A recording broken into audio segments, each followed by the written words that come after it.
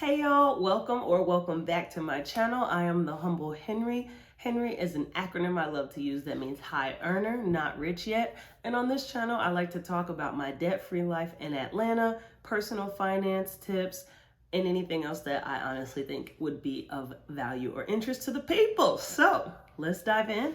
In this video, I am going to talk to you about my layoff experience, the most upsetting thing that has happened to my career, and life after layoff. So let's dive in. It has been 1 year since this very jolting experience happened to me in March of 2023. So let me kind of set the scene. I was working at my dream employer. This was a company that I had always thought highly of, very prestigious. It was a top employer, top company. And I was so excited to work there. I was working as a recruiter at a top consulting firm in the US, really globally, and I got to recruit the best and the brightest talent to join our staff as consultants. I had this amazing team. I had teammates that were smart, they were sharp. I felt like I was learning from them. I had a boss that was compassionate. I was making the most money that I've ever made, the best benefits. The job was hybrid, and literally down the street from my apartment, I would take the bus, which I loved, not even having to drive. The office had a rooftop terrace, rosé on tap for happy hour. Like, I felt like I was in a movie, basically. I felt like I was one of those girls on TikTok. And one day I was sitting around the table with my coworkers. This was in February of 2023. And I remember being the only one on my phone and saying, "Did you guys get this email? Is this real?" And everybody whips out their laptops and their phones. We found out that there was a leak to the news, to the media, and that there was going to be layoffs. They gave us no time frame, no understanding of the quantity or the impact regionally. This was a global company. They just said, yeah, it's coming. It was awful. The next 6 weeks were so full of anxiety for us. They were having these like listening sessions and things. And it was like, the only thing we want to know is when is it going to happen? And when are we going to lose these amazing benefits, right? And so February through March was just brutal. And then towards the end of March, people started getting those calendar invites, right? The 20-minute pop-up with HR. Yeah. So every day our team would check in. Nobody had heard anything. And then eventually on March 30th, I got one on my calendar. I remember waking up that morning just exhausted. We found out about the news 6 weeks prior. And so just the emotional toll was weighing on us. So March 30th, I woke up and I had a 10 o'clock. It was literally overlapping with a doctor's appointment I had the same day. I tried to reach out to the scheduler of the meeting. It couldn't be moved. And of course, I'm not moving my doctor's appointment either. So I let my team know that I had the call. I asked if anyone else had gotten one. They hadn't. So I went to my doctor's appointment. I let the physician know that I was just going to have an interruption, that I couldn't move, and I was probably going to lose my job. So she was, like kind in the moment. She stepped out. I'm laying there on that stupid tissue paper, undressed, and I get this call and find out that I'm losing my job effective tomorrow. I was losing my job in 30 hours. I was shook, right? I started crying hysterically, and they told me my severance. They told me all these things. I couldn't even hear any of it. I was just devastated. So the physician comes back into the room, and the funny thing, she wasn't even my main physician. She was a sub, but she really just like spoke life into me in that moment and just was like, you have to believe that this is part of God's plan for you. There's other jobs out there. You're going to bounce back. You're going to be okay. And I just took a deep breath, and I was like, at least I have one person in my corner. That was Thursday, March 30th, and I left the doctor's appointment. I let my amazing team know that we had 30 hours left as teammates. I sent them a couple files, and I just closed my laptop and my phone. Like, I was done. I got my information to my personal email the next day, and I was just like, this is unreal, right? So that whole day was just kind of a blur. Then comes April, right? It's a new month. I have no idea what's ahead of me, and I'm a big planner, so that was stressful, but it's like, you know what? You got to pick up your feet. You got to keep moving. I applied for unemployment because I'm like, that's at least something to do.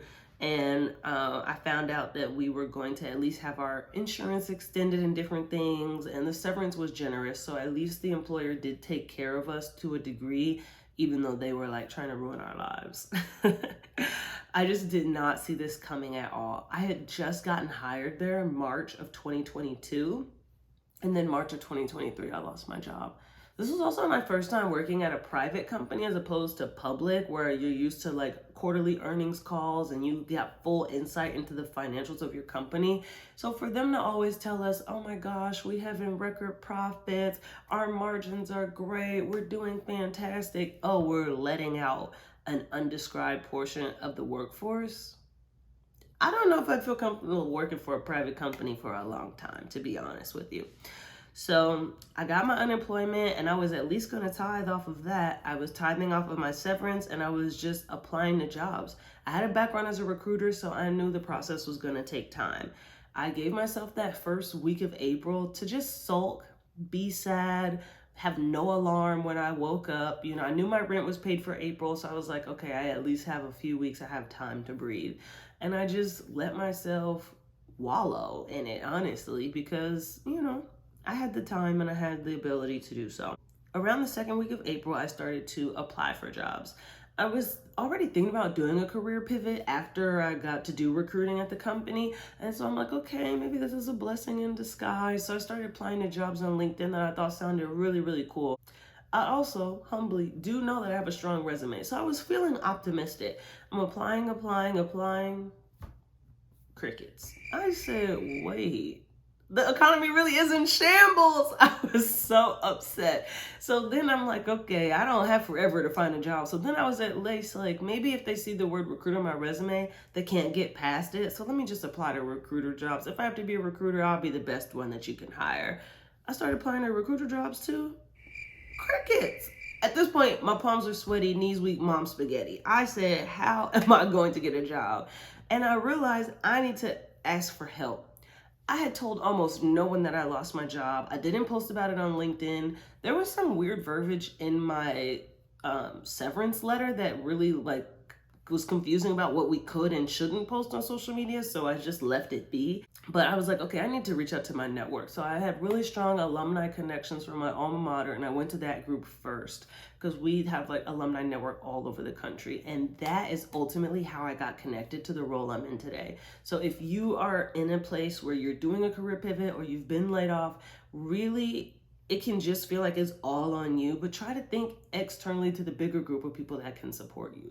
So I got connected with my alumni network. They were setting up calls for me. Those calls led to other calls. And eventually I was connected with the person who had the open role that I'm in today. So they were fantastic. We were speaking on the phone, maybe like 25, 30 minutes. He's like, I think you're really smart. And I have this open job that if you're interested, you should apply for. I was like, yeah, if you think I'm a great fit, I think I'm a great fit. Like, I don't have imposter syndrome. If he think I can do it, I'm sure I can. So I applied to that job on May 1st. And I had not heard a peep, not even an interview from all the dozens of companies I applied to in April. So at this point, I was stressed. So May 1st, I ended up applying for that role. And May 11th, I got an interview, like a recruiter screen. I honestly wasn't even sure if I got it because he was just being nice or because they actually thought that I was a strong candidate, but thankfully it was the latter. So I went through 2 other rounds of interviews with people from the team, people from the company, and then on May 26th, I got my job offer. God is so good. I was so stressed. At this point, I had been unemployed for nearly 2 months, which was my longest stint of unemployment since graduating. And I had no idea what was going to happen. None of those other jobs were like being responsive. But my close friend had said to me, you just need one to work out. She said, don't have a scarcity mindset. Don't be upset at the numbers. You just need one job to call you back, one job to work out. And I was like, well, I wish the one would happen. And eventually it did.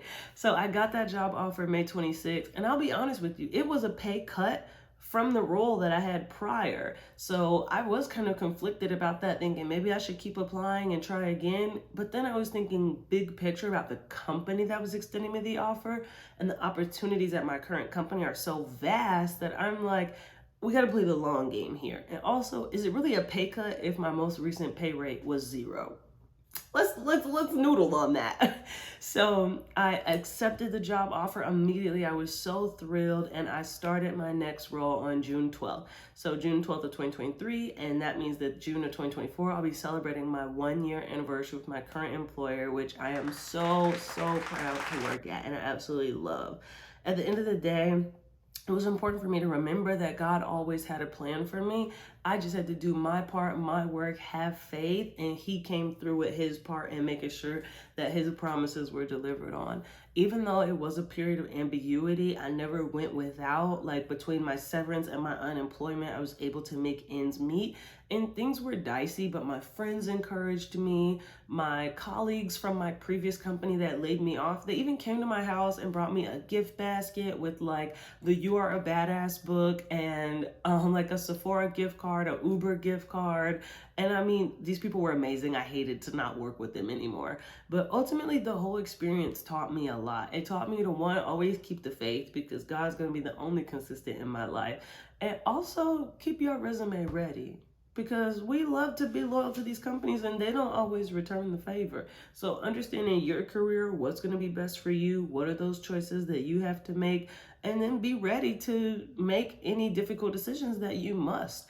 I'm very pleased with my current employer and I certainly plan to stay sat, but at the end of the day, that choice isn't always up to me. So I will always keep that in mind, and it definitely makes you think twice just about your planning, emergency funds, and things that you need to have to keep your life going regardless of your employment situation. So if anybody watched my other video where I did my net worth and they was like, why does she have so many 401ks?